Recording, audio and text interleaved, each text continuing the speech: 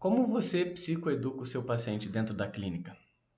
Como você ensina ele sobre alguma coisa da psicologia, sobre o funcionamento de algum transtorno, sobre como funcionam as emoções? Provavelmente você faz isso de forma verbal e dentro de sessão, certo? Mas e se eu te disser que existem várias outras formas da gente psicoeducar os nossos pacientes? Maneiro, né? Então, exatamente por conta disso, eu decidi fazer essa apresentação hoje aqui para vocês. Na realidade, eu fiz essa apresentação já dentro de um congresso, de uma mostra de TCC, e graças à repercussão positiva, eu decidi gravar esse vídeo. Então, sem mais delongas, vamos ao conteúdo. Botar essa carinha aqui e vamos para lá. Bom, antes de começar inicialmente, queria só me apresentar. Eu sou o Thiago Marô, eu sou psicólogo formado pela PUC do Rio, tenho mestrado em psicologia também pela PUC e atualmente eu faço doutorado na FGV. Recentemente também eu estava dando aula na UF, mas atualmente não estou mais. Beleza? Vamos nessa então. O título então da apresentação de hoje é A Psicoeducação para além da sessão por meio dos planos de ação. Então lembra que eu comecei, com esse gancho sobre psicoeducação e aqui a minha ideia é justamente mostrar como os planos de ação podem ser utilizados como aliados para a psicoeducação. Ou seja, a gente não vai mais fazer aquela psicoeducação dentro das sessões. A gente pode expandir isso para outros momentos da vida do próprio paciente. Quem quiser entrar em contato comigo, aqui tem as informações, o meu arroba, psitiago Maroa, meu e-mail, marotiago, e o meu CRP também. Bom, o que é então a psicoeducação? Aqui a gente está falando de um termo muito empregado na área da TCC, da terapia cognitivo-comportamental, que é a linha de atendimento que eu utilizo na minha clínica. E a psicoeducação ela pode ser compreendida como o ensino de princípios e conhecimentos psicológicos relevantes para o cliente. Ou seja, o cliente, o paciente, ele tem sua demanda, ele pode ter seu nível de ansiedade, ele pode ter algum tipo de transtorno de humor, um transtorno de personalidade, e a psicoeducação ela vai servir justamente para a gente que tem conhecimento sobre esse assunto explicar para o paciente sobre esse assunto que toca a vida dele.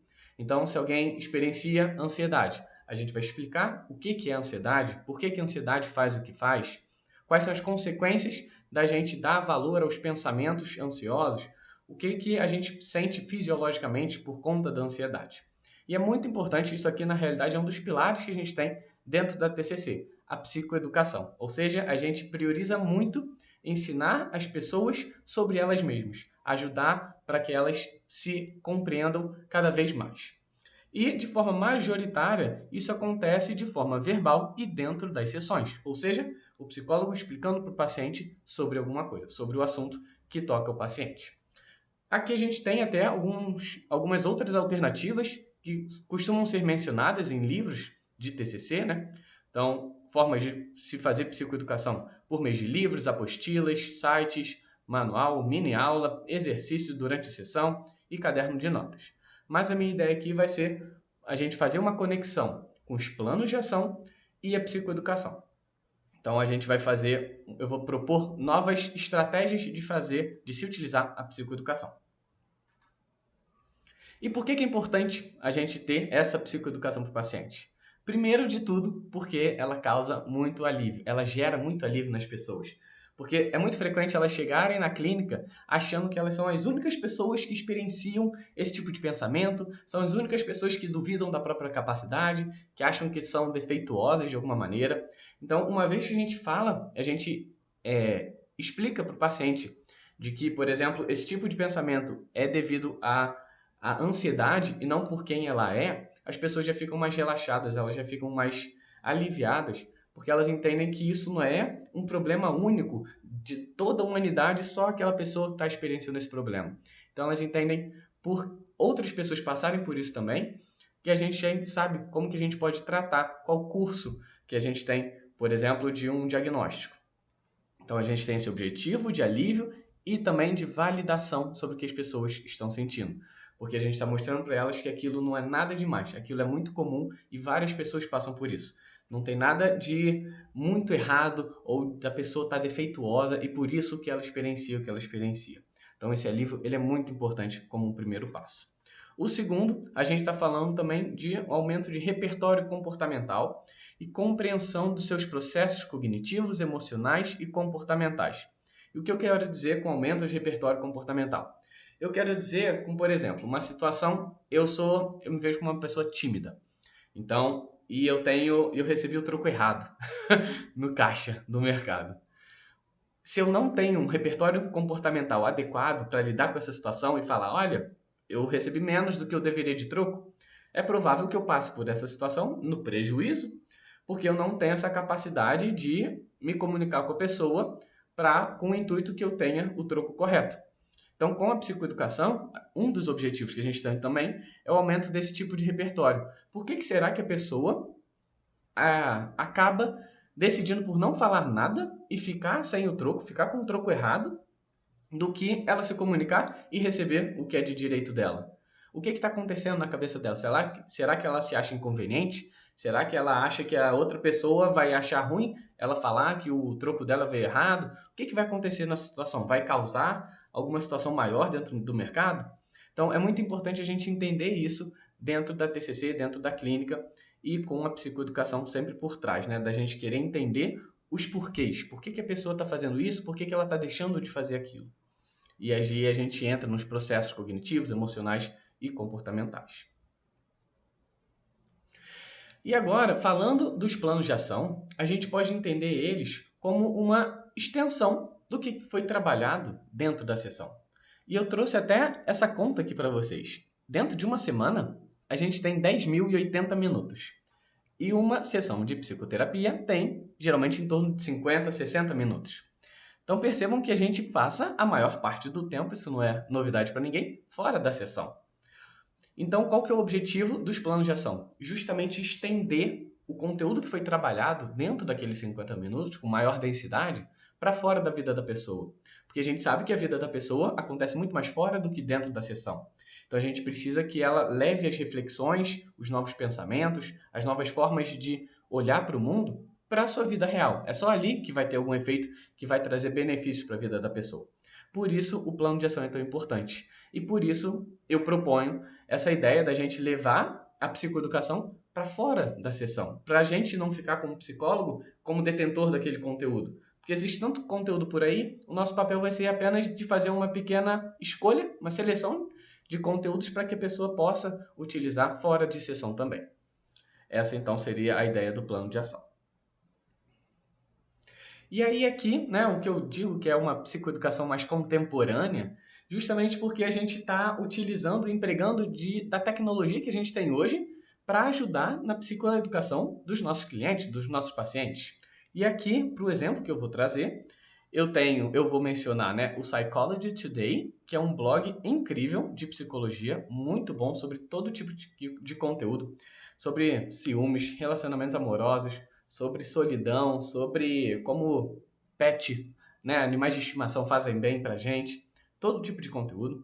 O Spotify, né, onde a gente tem vários podcasts, que é também um dos planos de ação que eu utilizei. Instagram, então aqui, por exemplo, né, eu coloquei a Liga de TCC da UF, que foi a faculdade onde eu dei aula e ajudei a gente a iniciar o trabalho iniciar, na verdade, a própria liga em si, então é uma liga recém-criada. E o YouTube, como vocês também estão assistindo aqui, né? Bem, então o objetivo da minha apresentação, daqui para frente, vai ser ilustrar o uso de materiais psicoeducativos alternativos nos planos de ação. Então, de novo, psicoeducação com o objetivo de ensinar aos pacientes sobre alguma coisa, sobre como os processos psicológicos funcionam, como a ansiedade funciona e como que a gente pode colocar esse material psicoeducativo dentro do plano de ação para a gente conseguir ter um maior alcance, um maior efeito na vida das pessoas. Então aqui vou ilustrar esse caso, que foi uma demanda inicial em que a Elsa, né, aquela personagem do Frozen, chegou à terapia querendo apenas um acompanhamento. Ela dizia que estava bem, mas que queria um tipo de acompanhamento. Mas ela também trouxe uma queixa, que foi o incômodo com a sua vontade de controlar o que o namorado faz e a frustração com as coisas não saírem como ela planejava. Ou seja, ela entende que a vida dela está razoavelmente bem, mas que tem um pequeno incômodo nisso, né? De sentir que precisa controlar o seu parceiro e uma certa frustração também de quando as coisas saem do seu controle. Beleza. Então, quais foram os materiais trabalhados com a Elsa para ajudar nessa psicoeducação, nesse tema, principalmente de controle? A gente usou o podcast da Bianca Garcia, Terapia no Dia a Dia, um texto lá daquele blog que eu falei, Psychology Today, que é como parar de ser controlador, como parar de ficar controlando, maneje a sua ansiedade e coloque um fim nos seus comportamentos de controle. E também o livro, esse livro que é incrível, do Stephen Hoffman, tá aqui, né? Lidando com a Ansiedade. Ele é um livro bem prático, ele tem várias atividades, e essa foi uma das atividades que a gente fez, né? Essa matriz que a gente está vendo aqui. Prós de mudar, contras de mudar, prós de permanecer igual e contras de permanecer igual. Beleza, vamos então agora para o conteúdo em si que foi trabalhado. Então, em relação ao podcast, então a Elsa, ela ouviu o podcast, ouviu algum episódio específico sobre o tema de controle. E aí, o que a Elsa trouxe, então, na terapia? Ela falou assim, ela mencionou a fala da Bianca Garcia, que foi a seguinte: essa tentativa de querer mudar o outro pode estar relacionada com querer assumir uma responsabilidade de mudança que deveria ser do outro, assumindo um papel que não é meu. E por que eu também coloquei de fundo essa imagem de dois pais felizes com um filho ali enclausurado, o filho dentro de um domo, né? Uma coisa de vidro ali. Porque os dois têm muita semelhança. Qual que é a ideia aqui? Ao entender, ao sentir que eu preciso cuidar muito daquela pessoa, eu estou assumindo duas coisas. Uma, que eu tenho maior capacidade e plenitude de conhecer o ambiente e de saber lidar com esse ambiente. Então, eu sei o que é melhor, o que é pior, quais as melhores estratégias a se adotar, assim como esses pais provavelmente pensam. E segundo pressuposto que essa pessoa tem é: essa outra pessoa não tem esse conhecimento que eu tenho. Então, a combinação dessas duas ideias gera esse sentimento, essa necessidade de superproteção, em de que eu preciso fazer pela outra pessoa, porque, por outro lado, ela não conseguiria fazer por conta própria. Então, meu papel, minha responsabilidade é ajudar essa pessoa. Então, isso aqui foi uma fala desse podcast que foi trabalhada sobre assumir uma responsabilidade que não é nossa, mas sim do outro. Outro material que a gente olhou também sobre o texto do blog, e o que a Elsa destacou? Ela destacou a seguinte frase: não temos a opção de estar ou não no controle. Desapegar-se dos problemas dos outros não é ser indiferente. Permitir que as pessoas resolvam as coisas por si mesmas é um ato de amor e confiança. E essa frase ela é muito forte, principalmente os dois sublinhados, por quê? Não temos opção de estar ou não no controle. O que isso quer dizer? Que na nossa vida existem várias situações em que a gente tem mais ou menos controle. Eu tenho controle se eu vou conseguir pegar o meu telefone. Peguei meu telefone. Isso é uma situação em que eu tenho controle. Agora, eu não tenho controle se outra pessoa vai atravessar a rua no lugar que eu quero que ela atravesse, dentro da faixa de pedestre. Isso é algo que está fora do meu controle. Então, existem situações que tem mais ou menos. E existem algumas situações que a gente, a princípio, não tem, mas a gente acredita que tem, e por acreditar que tem, a gente tenta agir sobre isso e acaba se frustrando, porque a gente dá de cara na parede entendendo que na realidade a gente não tem domínio, não tem agência sobre essa situação. E por que eu achei legal essa parte de permitir que as pessoas resolvam as coisas por si próprio ser um ato de amor e confiança? Porque aqui a gente está justamente indo contra aquelas duas premissas que eu falei que existem aqui, de que eu sou detetor de conhecimento, a outra pessoa não sabe, então meu papel é ajudá-la, é auxiliá-la. Então, quando a gente abre mão disso, a gente entende, a gente confia mais nessa pessoa e a gente entende principalmente o quê? Que essa pessoa só vai se desenvolver plenamente se ela fizer as coisas por conta própria. Se eu estiver aqui sempre fazendo as coisas por ela, ela nunca vai se desenvolver, ela nunca vai ter autonomia, porque eu vou estar funcionando como uma bengala. Então a pessoa nunca vai saber pedir um Uber por conta própria, porque eu sempre pedi um Uber para ela. Então, um ato de amor é deixar com que essa pessoa se desenvolva. Por mais que por vezes ela precise ralar o joelho, isso vai ser bom para ela como um ponto de desenvolvimento. E por que eu coloquei essa imagem? Porque eu acredito que as plantas funcionam da mesma maneira.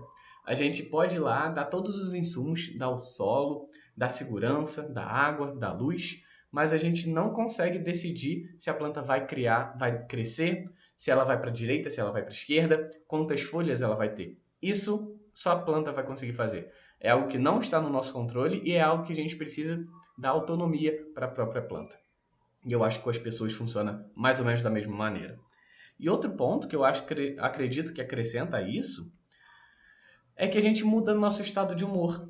Como assim a gente muda o nosso estado de humor? Imagine que eu queria que essa planta aqui tivesse 70 folhinhas desse tamanho. Provavelmente eu ia me frustrar, provavelmente eu ia ficar irritado, porque a planta não se comportou, a planta não se comporta, né? Mas ela não teve o resultado que eu queria, mesmo isso não sendo algo dentro do meu controle. E eu ficaria chateado com isso.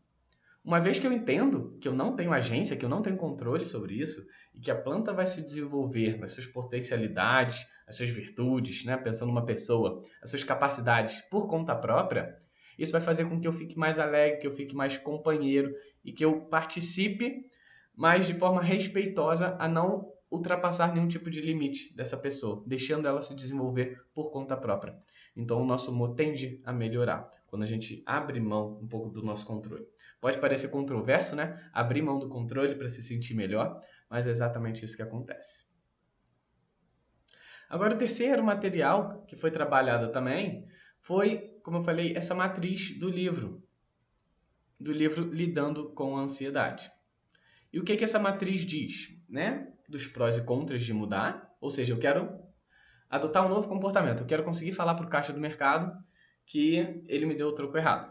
Então, quais são os prós de eu ter esse tipo de comportamento? Quais são os contras de eu ter esse tipo de comportamento? O pró, provavelmente eu vou conseguir o troco. O contra, existe a possibilidade de eu chatear o caixa e de eu fazer ele pensar que ele não é capaz de fazer o próprio trabalho. É um contra possível de ser pensado, né? Agora, quais são os prós de permanecer igual? Ou seja, quais são os prós de eu não adotar esse novo comportamento? Eu ficar com a minha timidez e decidir não falar com o caixa do mercado. E quais são os contras de permanecer? Os contras, um é bem óbvio, né? Eu vou deixar de ter o meu troco. Um pró pode ser que eu fique mais confortável também, eu não vou ter que lidar com a minha ansiedade de ter que falar com aquela pessoa naquele momento. E aí, então, qual que foi o trabalho realizado aqui com a Elsa? Então, no sentido de controle. O pró, de permanecer igual, a gente tem aqui, né, justamente sentir que estou no controle. E por que isso aqui é um pró? Porque é muito bom, é muito confortável a gente sentir que a gente tem domínio, a gente sabe o que vai acontecer. A gente tem a capacidade de controlar o futuro. Quem não gostaria disso, né? Então, isso aqui é um pró. Contudo, um contra que foi encontrado, foi mencionado, é não conseguir confiar em ninguém. Ou seja, imagina que eu estou numa situação em que eu tenho uma atividade colaborativa, eu e mais duas pessoas. Se eu prefiro ter controle sobre a situação, isso ao mesmo tempo indica que eu não estou confiando naquelas pessoas. Porque se eu acredito que a minha visão é privilegiada de alguma maneira, ou de que eu tenho as melhores ideias, eu sei a melhor forma de performar, ao mesmo tempo eu estou dizendo para aquelas pessoas que elas não conseguem, que elas não têm capacidade e que eu não confio no trabalho delas. Isso pode gerar algum tipo de atrito, pode gerar algum problema dentro dessa relação, entende? E qual que é a ideia da gente fazer esse tipo de trabalho? É justamente entender que tudo tem pró e contra. A ideia é quais prós a gente está disposto a lutar, quais contras a gente está disposto a lutar. Será que eu quero permanecer com os comportamentos que eu tenho, dados os prós e contras? Ou será que vale mais a pena eu mudar e lutar a favor dos prós e aceitar os contras de um novo comportamento que eu vou adotar? Então, eu quero falar com o caixa do mercado e eu estou com uma situação financeira ruim. Então, será que vale mais a pena eu combater essa minha timidez, que também ela é pervasiva, ela afeta várias áreas da minha vida? Será que vale a pena eu enfrentar essa ansiedade da timidez a favor de conseguir falar com caixa, conseguir falar com outras pessoas, tirar dúvida numa aula? Ou será que mais vale a pena eu não enfrentar essa ansiedade por conta da timidez e aceitar a timidez como ela é, que me leva a perder contato com pessoa, me leva a perder dinheiro quando eu tenho o troco errado também? A ideia é toda essa, a gente encontrar qual o balanço que mais faz sentido para a vida das pessoas. E aí, chegou um momento, então, que a Elsa chegou nessa epifania, nessa conclusão de que ela ficava com raiva pelas pessoas não terem feito as coisas da forma com que ela queria. E por que aqui a gente tem esse emoji da cabeça explodindo? Porque isso não era de conhecimento, ela não tinha noção deliberada, ela não sabia intencionalmente que ela estava pensando nisso, que era por conta disso que ela ficava com raiva. E uma vez que a Elsa descobriu que ela simplesmente não fazia as coisas, que ela simplesmente ficava irritada porque as pessoas não faziam da forma com que ela queria, isso mudou a visão dela, porque ela começou a se questionar. Será que a minha visão realmente é a melhor? Será que não tem. Será que essa raiva realmente é muito justificada? Será que faz sentido eu ficar querendo que todas as pessoas façam as coisas exatamente como eu quero? Então aqui a gente tem um tipo de questionamento frente aos pensamentos que a gente tem. Então, o pensamento que, por exemplo, é eu quero que as pessoas façam tudo do jeito que eu quero, do jeito que eu acho que é melhor. Será que se a gente enfrentar esse pensamento, a gente vai achar uma conclusão que é mais razoável de se viver na realidade, no dia a dia?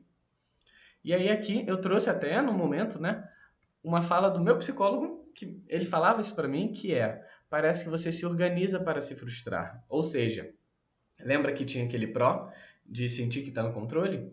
Aquele pró de sentir que está no controle, sentir que você tem domínio da situação, nada mais era do que uma preparação para você se frustrar, porque você sabe que no final das contas você não consegue controlar ninguém. As pessoas vão fazer as coisas da forma que elas acham que é mais adequada, ou que elas conseguiram, ou se elas também não quiseram nem se empenhar, elas fizeram de qualquer jeito. Isso foi o que elas entregaram. Então, essa é a ideia do se preparar para se frustrar. E aí a gente tem, então, de novo nessa frase, não conseguir confiar mais em ninguém, mas nesse sentido de que as pessoas não vão fazer as coisas bem feitas, como eu já tinha falado agora. E aí entra o ponto que é, qual que será a função desse comportamento de ter que fiscalizar, ter que controlar as coisas? Por que, que é tão importante para você controlar? Por que, que é tão importante para você fiscalizar para que as coisas saiam exatamente como você quer? Esse é o ponto de mais profundidade que vale a pena a gente investigar, ok? E aí eu trouxe até essa outra ideia também, que a gente chama isso de estilo de pensamento, um estilo cognitivo, mais ou menos, que são dos maximizadores e dos que, não sei a tradução, né? Os que ficam satisfeitos. E qual que é a ideia desses dois estilos cognitivos? Que os maximizers, os maximizadores, eles têm essas características aqui. Eles buscam exaustivamente pela melhor alternativa. Eles comparam as alternativas para entender qual que é a melhor. Eles gastam mais tempo e energia durante esse processo e eles acabam ficando mais infelizes com os resultados. Por outro lado, os satisficers, eles aceitam aquilo que é bom o suficiente, aquilo que me basta é o que eu vou escolher.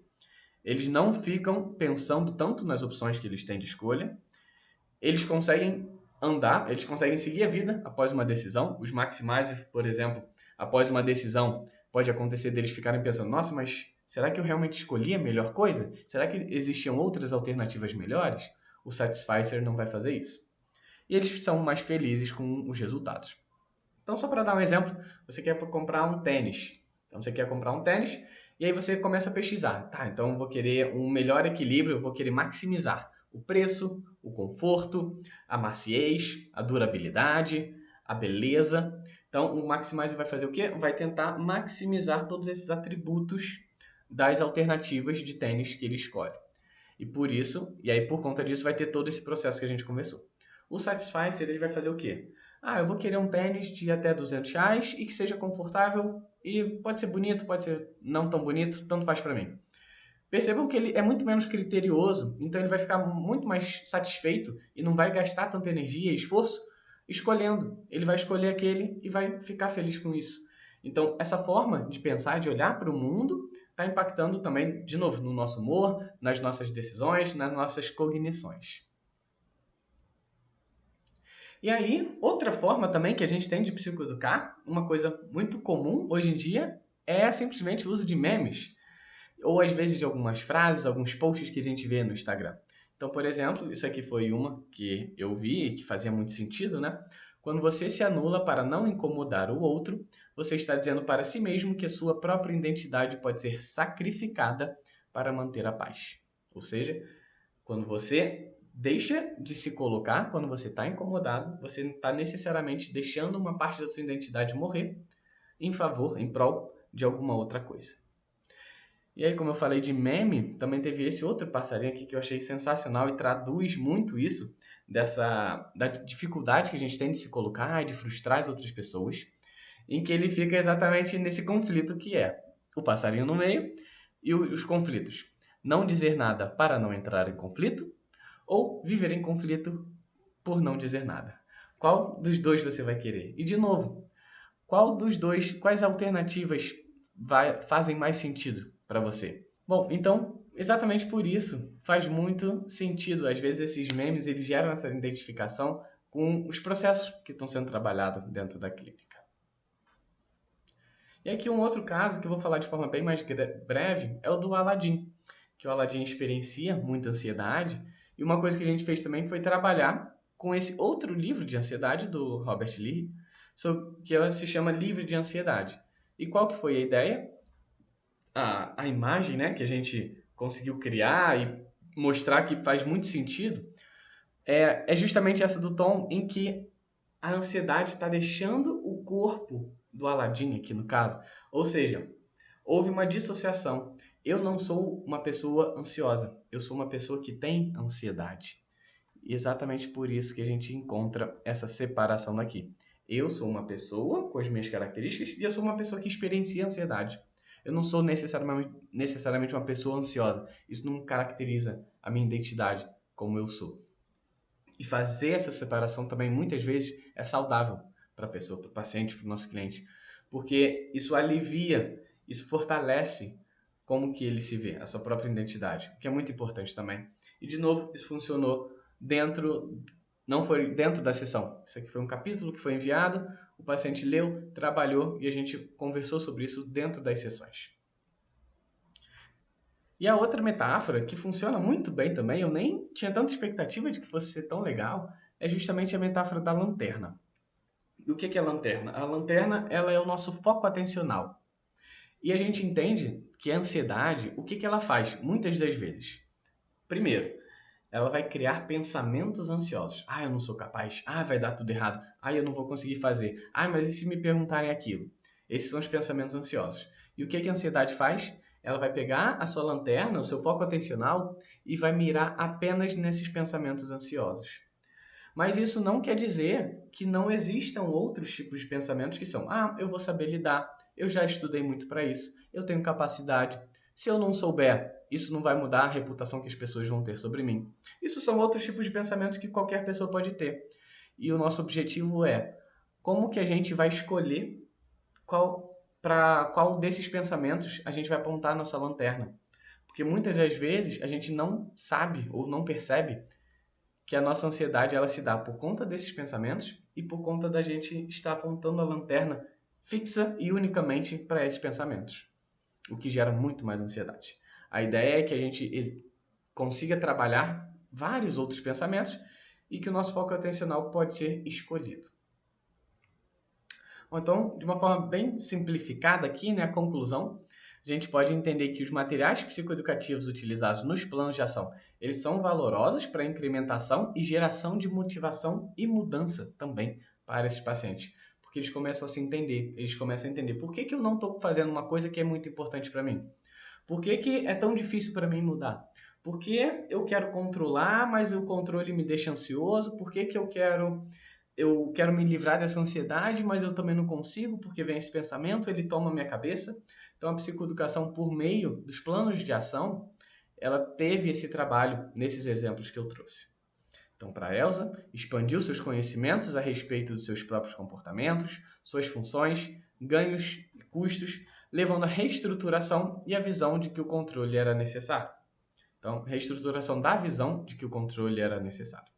E para o Aladdin, houve também esse trabalho de afastamento dos seus pensamentos. Ele entendeu que o funcionamento da ansiedade e também de algumas regras que a gente diz que existem dentro da ansiedade. Ok?